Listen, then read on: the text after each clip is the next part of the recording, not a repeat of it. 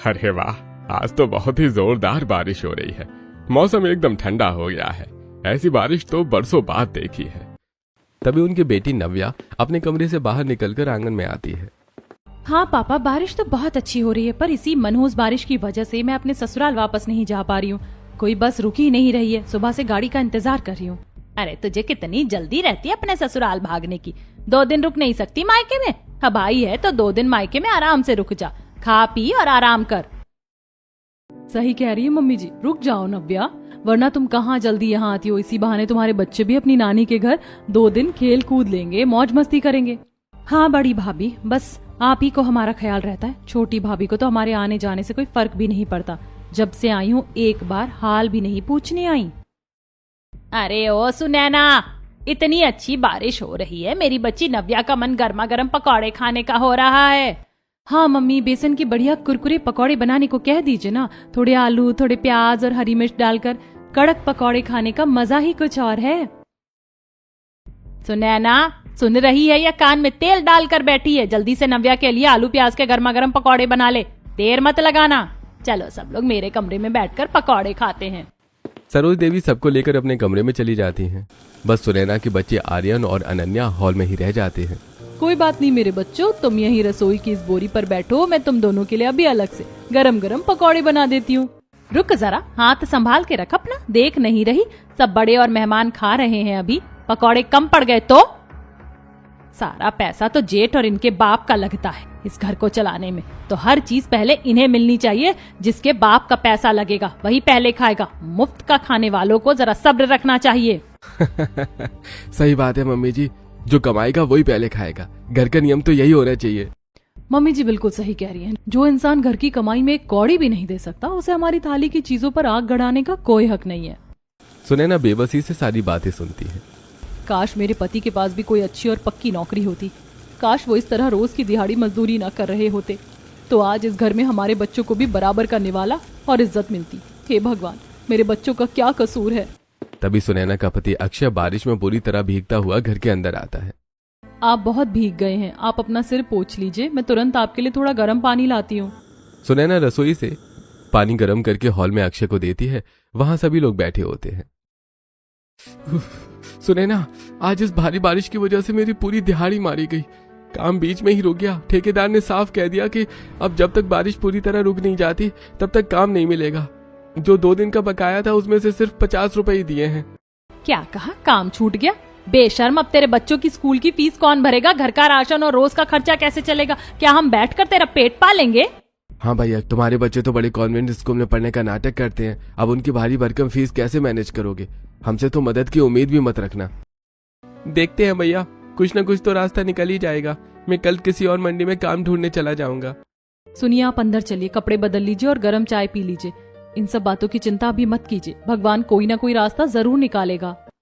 सुनैना अक्षय को अंदर अपने कमरे में ले जाती है। सुनैना, मुझसे शादी करके तुम्हारी जिंदगी तबाह हो गई। मैं तुम्हें और बच्चों को न तो अच्छा खाना दे पाता हूँ और न ही अच्छे कपड़े। आज माँ ने आर्यन को पकौड़े के लिए डांट दिया। मेरा कलेजा फट गया। सुनैना, आप ऐसा मत कहिए, आपने कभी कोई गलत काम नहीं किया। आप ईमानदारी से मेहनत करते हैं। बुरे दिन आए हैं तो अच्छे दिन भी आएंगे, आप हिम्मत मत हारिए। शाम के वक्त मीनाक्षी अपने और नव्या के बच्चों के लिए पिज्जा और बर्गर ऑर्डर करती है। तभी आर्यन और अनन्या वहां आते हैं। मम्मी, हमें भी पिज्जा और बर्गर खाना है। बेटा, ये उनके बच्चों के लिए है। मैं तुम्हारे लिए इससे भी टेस्टी नाश्ता बनाऊंगी जो उन महंगे पिज्जा और बर्गर से भी कहीं ज्यादा मजेदार होगा। तुम बस थोड़ा सा सब्र रखो। चलो मेरे साथ रसोई में। तभी मीनाक्षी सुनैना के सामने आ जाती है। अरे सुनैना, मैं तो तुम्हारे बच्चों के लिए मंगाना ही भूल गई। वैसे भी पिज्जा बहुत महंगा था। अब जाओ, इन्हें अंदर ले जाओ अपने पास। यहाँ खड़े होकर नजर लगा रहे हैं। वैसे भी तुम्हारे पापा की दिहाड़ी छूट गई है। इन बच्चों को बाहर की फालतू और महंगी चीजें खाने की आदत मत डालो। घर का सूखा राशन और बासी रोटी खाकर गुजारा करो। सुनैना उन्हें कोई जवाब नहीं देती और अपने कमरे से 10 रुपए लेकर अक्षय को देती है। सुनिए, आप जरा जल्दी से सामने वाले रमेश जी की दुकान से मैगी का एक 10 वाला छोटा पैकेट ले आइए। पर सुनैना, सिर्फ 10 रुपए की मैगी से इन दोनों बच्चों का पेट कैसे भरेगा? आप ले आइए, बाकी मुझ पर छोड़ दीजिए। अच्छा ठीक है, मैं मैगी लेकर आता हूँ। अक्षय तुरंत जाकर मैगी ले आता है। सुनैना रसोई में डोसे का बैटर तैयार करती है और एक मैगी डोसा तैयार करती है। आर्यन, अनन्या, लो बेटा, इसे खाकर बताओ अपनी मम्मी को कि ये मैगी डोसा कैसा बना है। बच्चे डोसा खाने लगते हैं। वाह मम्मी, ये तो बहुत टेस्टी है, पिज्जा से भी अच्छा। तभी खिड़की के बाहर से मीनाक्षी और नव्या के बच्चे ये सब देख लेते हैं।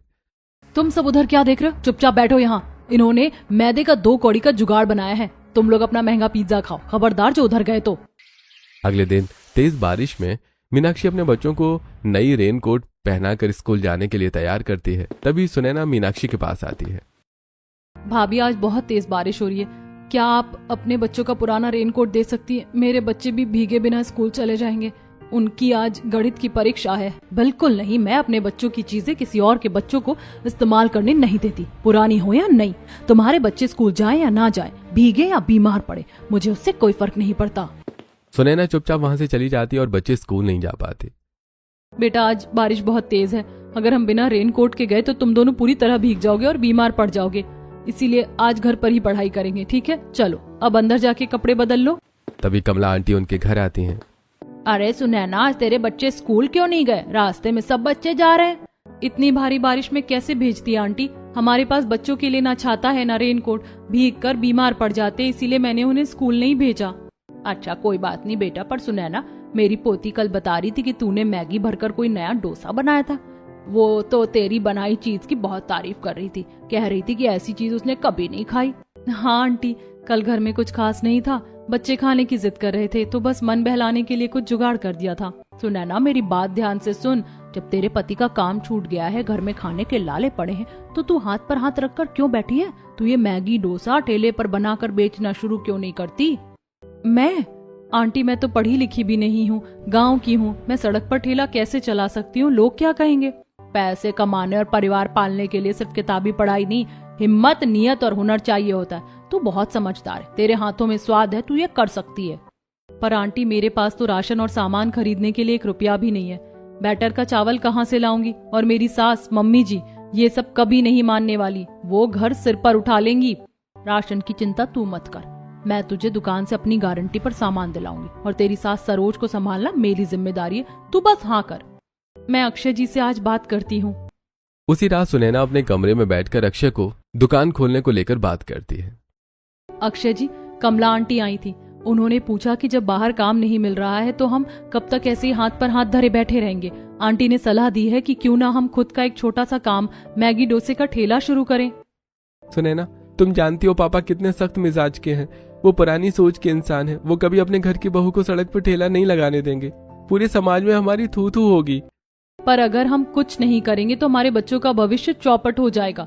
आज ही स्कूल की मैडम का फोन आया था, 2 महीने की फीस बाकी है, वो अगले हफ्ते बच्चों को स्कूल से निकाल देंगे। क्या आप अपने बच्चों को अनपढ़ बनते देखना चाहते हैं? ठीक है सुनैना, अगर तुम इतनी हिम्मत दिखा रही हो तो हम चलकर बड़ों से बात करते हैं, जो होगा देखा जाएगा। दोनों कमरे से निकलकर बाहर आंगन में आते हैं, जहां रामलाल जी, सरोज देवी, विजय और मीनाक्षी बैठे होते हैं। पापा, मम्मी, सुनैना सोच रही थी कि वो सड़क के किनारे ठेले पर मैगी डोसा बनाकर बेचे, जिससे बच्चों की फीस निकल आए। क्या कहा? अरे दिमाग खराब हो गया है तुम दोनों का। शर्म नहीं आती अपनी औरत की कमाई पर पलने की बात करते हुए? कबाड़ी बनोगे अब? भैया, जब आप लोग कमा रहे हैं तब तक सब ठीक था, पर अब हमारे बच्चों की फीस रुक गई है, खाने को लालच करना पड़ रहा है, हमें तो अपने बच्चों के लिए कुछ ना कुछ करना ही पड़ेगा ना। हाँ, अब तुम महारानी बनकर सड़क पर ठेला चलाओगी और पूरे मोहल्ले में हमारी इज्जत का ढोल पीटोगी।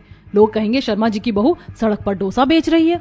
मैं जीते जी इस घर की बहू को सड़क पर ठेला लगाकर खाना बेचते नहीं देखने दूंगी, मेरी इज्जत नीलाम हो जाएगी। शांत रहो, सब शांत रहो। ठीक है, अगर तुम्हें यही तमाशा करना है तो करो, पर मेरी एक शर्त याद रखना, घर के राशन से एक दाना नहीं मिलेगा। अपना सामान खुद खरीदो, अपना बनाओ और खाओ। और हाँ, घर के रोज के चौका बर्तन में 1 मिनट की देरी हुई तो घर से बाहर निकाल दूंगा। मुझे आपकी सारी शर्तें मंजूर हैं पापा जी। अगली सुबह सुनैना कमला आंटी के साथ रमेश किराने स्टोर पर जाती हैं। रमेश भाई, इन्हें 5 किलो डोसे वाला उबला चावल, उड़द की दाल, थोड़ा तेल और मैगी के पैकेट दे दो। पैसे मैं अपनी गारंटी पर दे रही हूँ, महीने के अंत में चुकता हो जाएंगे। अरे कमला बहन, तुम किसकी गारंटी ले रही हो? अरे ये तो शर्मा जी की छोटी बहू है ना, ये ठेला चलाएगी। अरे पैसे डूब गए तो? रमेश अंकल, आप मुझ पर भरोसा रखिए, मैं आपका एक एक पैसा ब्याज समेत चुका दूंगी। सामान दो रमेश, मैं खड़ी हूँ ना। सामान लेने के बाद कमला आंटी उसे गफूर काका के पास ले जाती हैं। काका, आपसे एक मदद चाहिए। क्या बात है बेटी? काका, क्या हम ये कबाड़ में पड़ा ठेला ले सकते हैं? हम इसकी मरम्मत करवा लेंगे और आपको कुछ किराया दे देंगे। अरे अरे बेटी ले जाओ, ये कई महीनों से बंद पड़ा है, साफ कर लो और इस्तेमाल करो। अक्षय और सुनैना उस ठेले को खींचकर घर लाते हैं, तभी पड़ोसी उसका मजाक उड़ाते हैं। अरे वाह भाई वाह अब शर्मा खानदान का नाम इस कबाड़ के ठेले से पूरे राज्य में रोशन होगा। अरे बधाई हो कबाड़ी राजा। आप इनकी जहरीली बातों पर बिल्कुल ध्यान मत दीजिए। हमें किसी से भीख नहीं मांगनी, हमें सिर्फ अपने बच्चों का पेट भरना है और उनका भविष्य संभालना है। सुनैना रसोई में जाकर घर का सारा काम खत्म करती है और फिर रात में डोसे के लिए चावल दाल भिगोने रख देती है। सुनैना, तुम बहुत बड़ी हिम्मत दिखा रही हो, मुझे तुम पर गर्व है, मुझे पूरा भरोसा है कि सब अच्छा होगा। सुनैना बोलती है, हाँ अक्षय जी, जहाँ मेरे परिवार की बात है वहां मैं पीछे नहीं हट सकती। आप सो जाते हैं और कल सुबह बहुत काम है। फिर अगले दिन सुनैना जल्दी उठकर सिलबट्टे पर बैटर पीसने लगती है। तभी पड़ोस की विमला आंटी और कमला आंटी घर में आती हैं। अरे सरोज, देख तेरी बहू सुबह से ही कबाड़ का काम शुरू कर चुकी है। पूरे मोहल्ले में तेरी इज्जत की धज्जियां उड़ रही हैं।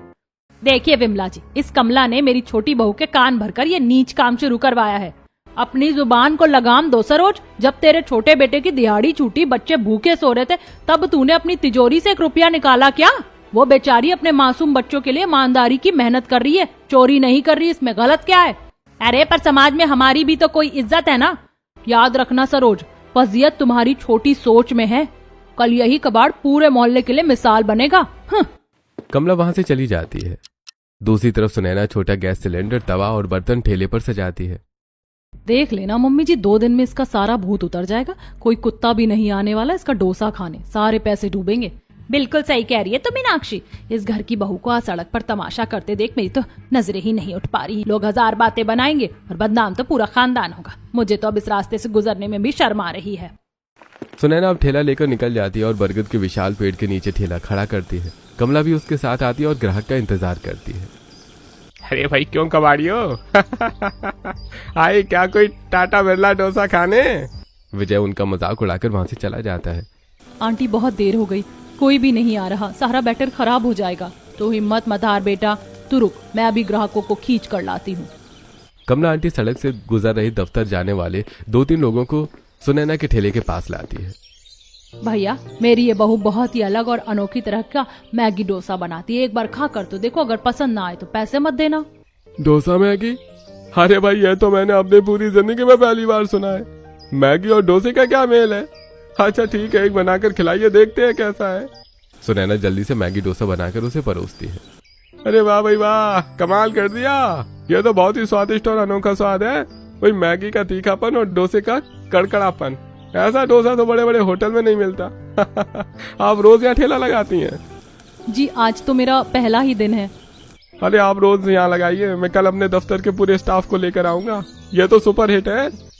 अगले दिन सुनैना की अच्छी कमाई हो जाती है। शाम को वो घर लौटते हैं और डोसा बनाकर अपने और मीनाक्षी के बच्चों को भी दे देती है। खबरदार, जो इस रास्ते के ठेले के डोसे को हाथ भी लगाए तो फेंक दो इसे नाली में। बीमार पड़ना है क्या? अरे ओ सुनैना, तुम्हें क्या लगा मेरे बच्चों को सड़क किनारे बिकने वाला ये कचरा खिलाकर तुम हमें अपना एहसान मंद बना लोगी? मेरे बच्चे कोई भूखे नहीं है जो तुम्हारी इस गली कूचे की मेहनत और उस ठेले की धूल मिट्टी से बनी चीजें खाएं। भाभी, मैंने एहसान नहीं किया था। मेरे बच्चे भी यही खा रहे हैं और वो पूरी तरह स्वस्थ हैं। स्वाद और सफाई दोनों का मैंने पूरा ख्याल रखा है। सुनैना, तूने हद कर दी है। घर की रसोई में वो गंदा तवा और मैला ठेला ले आई है। मीनाक्षी सही कह रही है, इस कचरे को यहाँ से उठा और सीधे कचरे के डिब्बे में डाल। मेरा घर तुझे कोई सस्ता ढाबा नहीं दिख रहा जो यहाँ सड़क छाप चीजें खिला रही है। जी मम्मी जी, मैं अभी हटा लेती हूँ। अगले दिन सुबह सुनैना ठेला लेकर बरगद के पेड़ के पास पहुंचती है। उसके सामने एक और डोसे वाला डोसा का ठेला लगाए खड़ा था। अरे उस सामने वाले बड़े ठेले पर तो असली साउथ इंडियन मसाला डोसा मिल रहा है। चलो सब वहीं चलते हैं, इस नए ठेले पर क्या जाना। आने जाने वाले ज्यादातर ग्राहक राजू डोसे वाले के ठेले पर लाइन लगा लेते हैं। आंटी, सारे ग्राहक तो उस ठेले पर चले गए। लोग रोज रोज एक ही जैसा साधारण मैगी डोसा खाकर ऊब गए हैं। अगर ऐसा ही रहा तो हम रमेश जी का उधार कभी नहीं चुका पाएंगे। मुझे कुछ बहुत नया, अनोखा और बड़ा करना होगा जो कोई सोच भी ना सके। पर तू क्या करेगी बेटा, तेरे पास ना पैसे है ना साधन। मैं सोचूंगी आंटी, भगवान मुझे राह दिखाएगा। उस रात सुनैना अपने पति से कमरे में बात कर रही होती है। हमें सिर्फ एक तरह का नहीं बल्कि अलग अलग वैरायटी के मैगी डोसे बनाने होंगे, पर उसके लिए पनीर, अमूल चीज, मकई, शिमला मिर्च, तंदूरी सॉस और यहाँ तक कि बच्चों के लिए चॉकलेट की जरूरत पड़ेगी। पर हमारे पास तो ये सब सामान खरीदने के लिए 1 रुपया भी नहीं है। अब क्या करें? तभी आर्यन और अनन्या अपना गुल्लक लेकर सुनैना के पास आते हैं।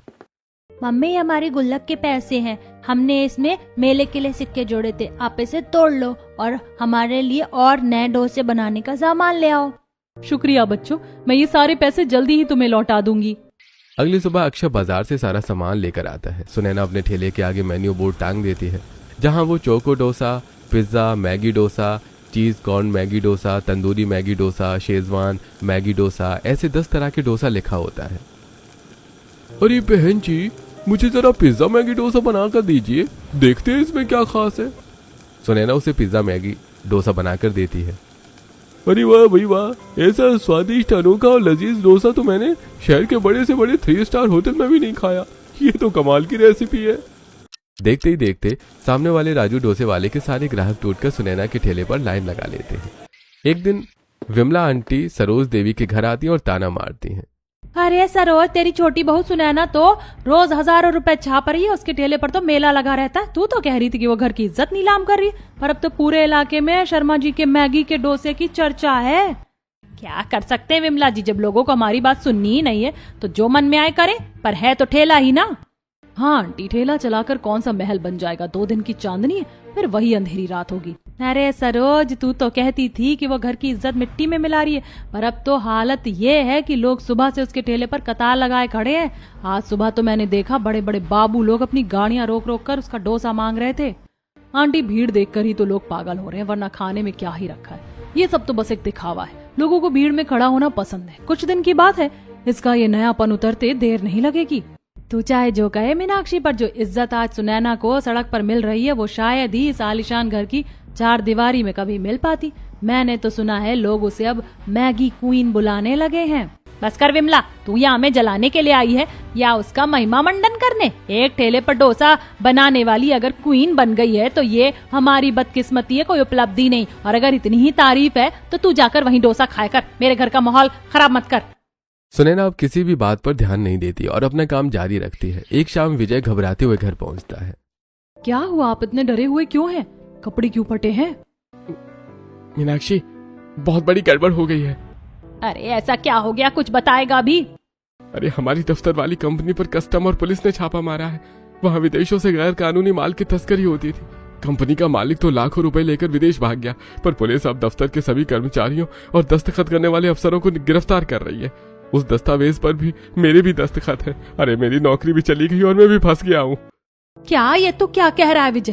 तेरा दिमाग तो ठीक है ना? अब मुझे कुछ समझ में नहीं आ रहा माँ कि मैं क्या करूँ। पुलिस कभी भी यहाँ आती होगी। तभी घर के दरवाजे पर पुलिस की 2 गाड़ियां रुकती हैं। आप सब में से विजय शर्मा कौन है? पर आखिर बात क्या है इंस्पेक्टर साहब, आप ऐसे मेरे बेटे को लेकर नहीं जा सकते।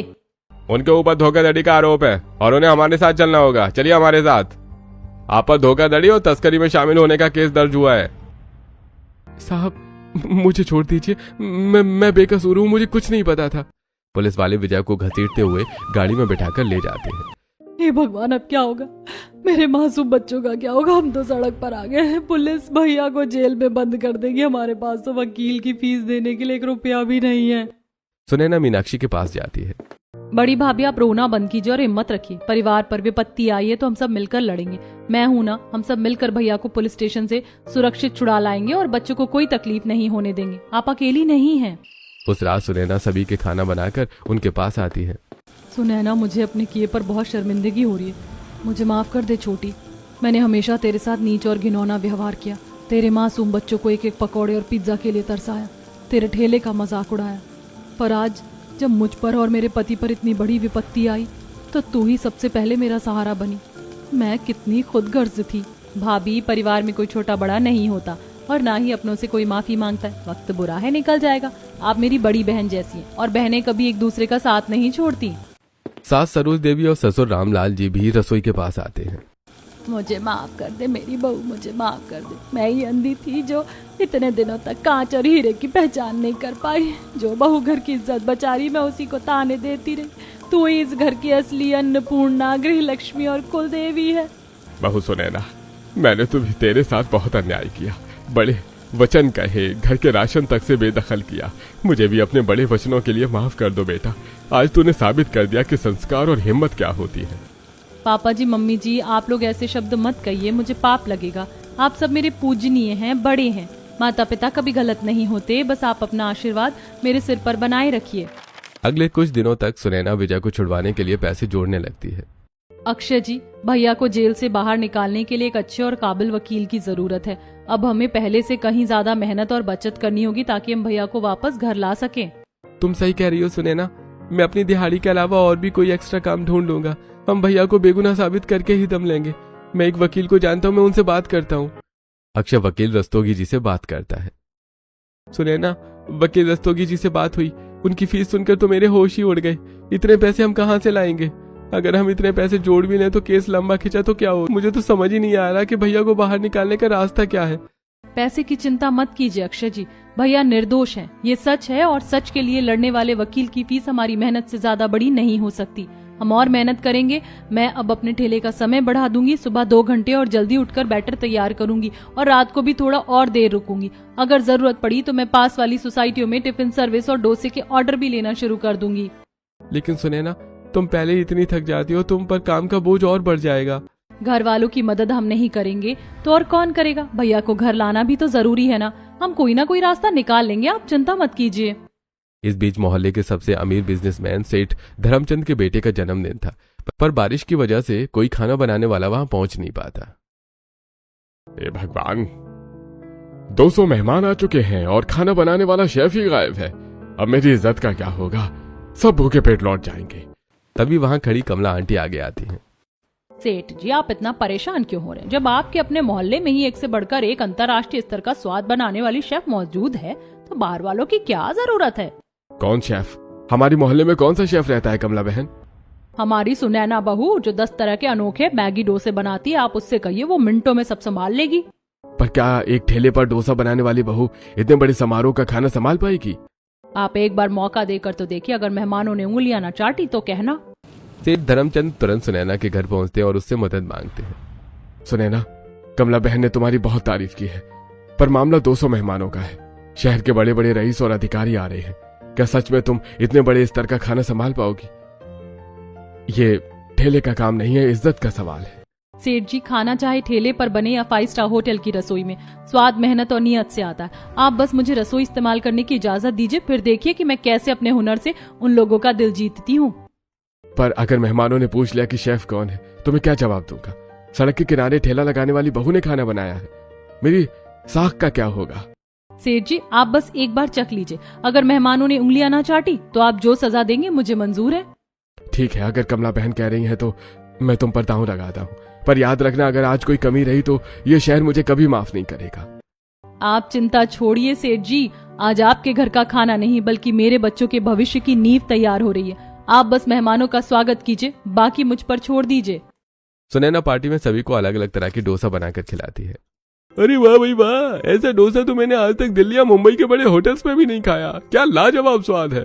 सेठ जी, आपने तो कमाल का शेफ बुलाया है। इस डोसे ने तो पार्टी में 4 चांद लगा दिए। तभी वहाँ शहर के सबसे नामी 3 स्टार होटल ग्रैंड पैलेस के मालिक मिस्टर वर्मा वहाँ पहुँचते हैं और डोसा चखते हैं। सेठ जी, ये अद्भुत और जादुई व्यंजन किसने तैयार किया है? इस स्वाद में तो कमाल का इनोवेशन है। मिस्टर वर्मा, ये हमारे मोहल्ले की बहू सुनैना है। ये सड़क पर ठेला लगाती है। मिस्टर वर्मा तुरंत सुनैना के पास काउंटर पर जाते हैं। बेटी, तुमने ये इतना अद्भुत 10 तरह के मैगी डोसे का हुनर कहाँ से सीखा? किस कैटरिंग इंस्टीट्यूट से ट्रेनिंग ली है तुमने? साहब, मैंने किसी बड़े इंस्टीट्यूट से पढ़ाई नहीं की। अगर मैंने ये हुनर कहीं से सीखा है तो सिर्फ अपनी गरीबी, अपने बच्चों की भूख और उनके स्कूल की बाकी फीस के डर से सीखा है। हालात इंसान को सब सिखा देते हैं। बेटी, तुम्हारे हाथों में अन्नपूर्णा का वास है और तुम्हारी सोच में बहुत सच्चाई है। मैं तुम्हें अपने 3 स्टार होटल ग्रैंड पैलेस में लाइव एग्जीक्यूटिव शेफ का पद ऑफर करता हूँ। तुम्हारी शुरुआती सैलरी 60,000 रुपए के प्रति महीना होगी। साथ ही रहने और बच्चों की पढ़ाई का पूरा मेडिकल और इंसेंटिव भी होटल ही देगा। क्या तुम मेरे होटल में काम करोगी? 60,000 रुपए? साहब, ये तो बहुत बड़ी रकम है। पर क्या मैं सुबह होटल में काम करने के बाद शाम को अपना ये 10 तरह के मैगी डोसे का ठेला भी चला सकती हूँ? क्योंकि इस ठेले ने ही मुझे पहचान दी है, मैं इसे कभी नहीं छोड़ सकती। बिल्कुल बेटी, तुम शाम को अपना ठेला चलाने के लिए पूरी तरह आजाद हो। बल्कि तुम्हारे इस ठेले के मैगी डोसे को हम अपने होटल के मेन्यू में भी शामिल करेंगे। कल से ही काम पर आ जाओ। अगली सुबह सुनैना को मिस्टर वर्मा के होटल से एडवांस सैलरी के रूप में 30,000 रुपए का चेक मिलता है। वो अपने जेठ विजय की पूरी जमानत राशि जमा कर देती है। छोटी बहू, मुझे माफ कर दो, मुझे माफ कर दो। मैं कितना नीच इंसान था जो तेरी मेहनत और तेरे पति का मजाक उड़ाता था, तुझे कबाड़ी कहता था। आज जिस भाई को मैं दुत्कारता था, उसी की स्वाभिमानी पत्नी ने अपनी ईमानदारी की कमाई से मुझे जेल की सलाखों से बाहर निकाला है। मुझे अपने किए पर बहुत धिक्कार है। भैया ऐसा मत कीजिए, आप मेरे बड़े भाई समान हैं। वक्त इंसान को बहुत कुछ सिखा देता है। आप पुरानी बातें भूल जाइए। नया दिन शुरू हुआ है, परिवार एकजुट रहे, वही सबसे बड़ी जीत है। हाँ भैया, भाभी सही कह रही हैं। जब अपनों को अपनी गलती का एहसास हो जाए तो सब घाव भर जाते हैं। चलिए घर चलिए। अगला दिन सुबह मिलकर ठेला लगाने की तैयारी में लग जाता है। मम्मी जी, भाभी, आप लोग क्यों इतनी तकलीफ उठा रही हैं? बैटर में आकर पीस लेती ना। अरे पगली, अब तू शहर के बड़े होटल की शेफ है। तू अपनी नौकरी पर ध्यान दे। ये घर का काम और बैटर पीसना अब मेरी और मम्मी जी की जिम्मेदारी है। हम सब एक परिवार हैं और अब हम मिलकर काम करेंगे। बिल्कुल सही। जिस घर में बहुएं मिलकर काम करती हैं, उस घर में साक्षात लक्ष्मी निवास करती है। मम्मी जी, आज मेरी मेहनत वाकई सफल हो गई। पैसा तो शायद मैं कल भी कमा लेती, पर सबका साथ रहना मेरी सबसे बड़ी खुशी है। अब सुनैना होटल में भी काम करती है और साथ ही साथ पति के साथ मिलकर अपना ठेला भी चलाती है। ये कहानी सिर्फ एक मैगी डोसा के ठेले की सफलता की नहीं, बल्कि एक औरत के अटूट हौसले और हिम्मत की मिसाल है। आपने देखा कि कैसे सुनैना ने गरीबी, अपमान और परिवार की कड़वाहट को सहते हुए भी अपना स्वाभिमान नहीं खोया।